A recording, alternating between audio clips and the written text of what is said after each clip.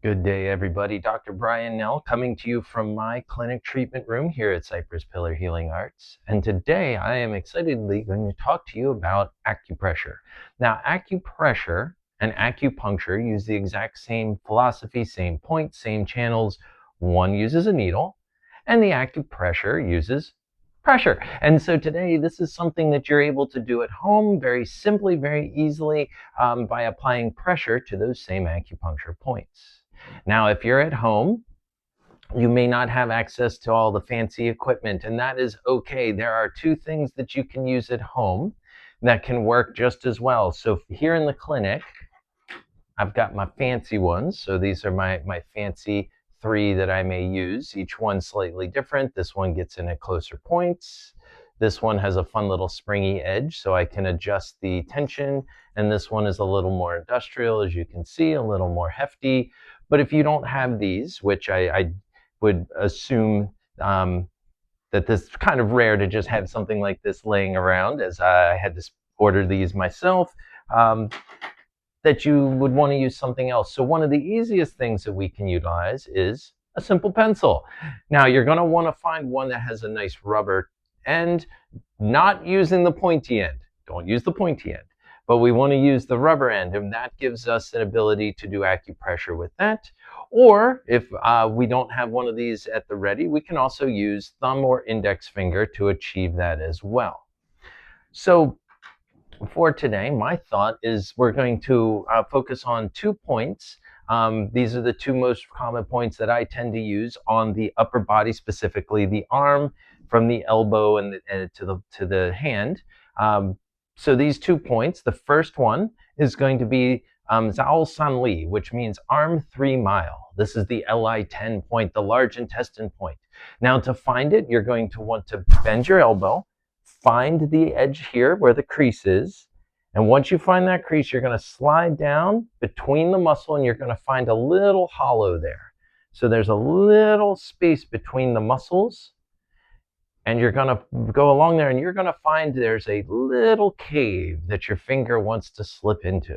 And this is your LI10. Now, once you find it, again, you can either use fingertips, and what you want to do is put either constant pressure, not so much that it hurts, but enough that you feel it. You can put a little vibration to it, boom, boom, boom, or you can circle it. Now, depending on what your body may need, you may find that one is more appropriate than the other. Now, if we are using tools, it's the same idea. Bend the arm, locate the end, bring that down until you find it. Once you find it, take your tool, put it into that spot, and the same pressure. You can vibrate, give it a little bounce, or you can circle it, depending what you need. Now, this point, the arm 3 mile, is used to help strengthen the arm. It was said that you would use that to get 3 miles of extra work out of it if you were working, say, in the field. And so let's say you're working at home, you're doing some knitting, you're doing some needlepoint, you're doing some cooking, you're doing some woodworking, and the arm is starting to get tired. The goal here is by massaging and acupressure on this point that you're going to charge it up, and you'll get 3 more miles or li out of the ability to work. So once we do it to one side, you only need to do it for however long is comfortable, but do it to the other side as well. So the other side, you find that crook, you bring it up, you find where that little hollow is, you put your tool or your finger or your thumb in there, and you give it a little massage and a little acupressure, and get that feeling going through down to the hand. And again, don't go too hard. Listen to your body. If you start putting it on there and the hand starts getting uncomfortable or numb, if there's pain, lay off the pressure a little bit, back off so that way you're doing helpful instead of harmful activities. And once you feel good about that, we're going to pause. We'll shake that out. And let's go to the second point. So the second one we're going to talk to today is called Higu. Higu means joining valley. It is Li4. It's on that same channel. This is going to be used for headaches, for shoulder pain, or for any discomfort in the arm. And we actually find it between the thumb and the index finger. If we make bring them together, you can see kind of squeezing them together, it makes a little valley. And at the highest point of that valley, right about there, is where we want to put it. Now we'll relax and you'll notice it falls in between, and I give a little pressure. I can circle it, I can vibrate, but this one is going to be used if you have any headaches, any shoulder aches, any discomfort.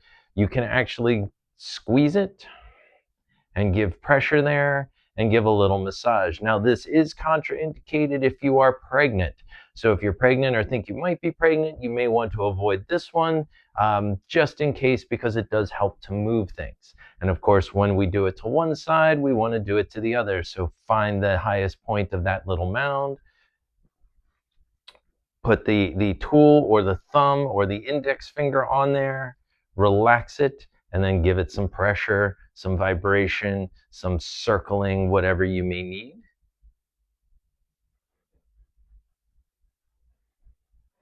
Excellent. And with that, we have massaged 2 acupuncture points.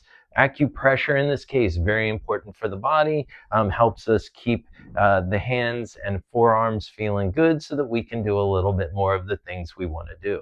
So in the future, I hope to talk about a few more of my favorite acupuncture points on the body, give a little bit more on acupressure that you can do at home. But until then, thank you for joining me and have a wonderful day.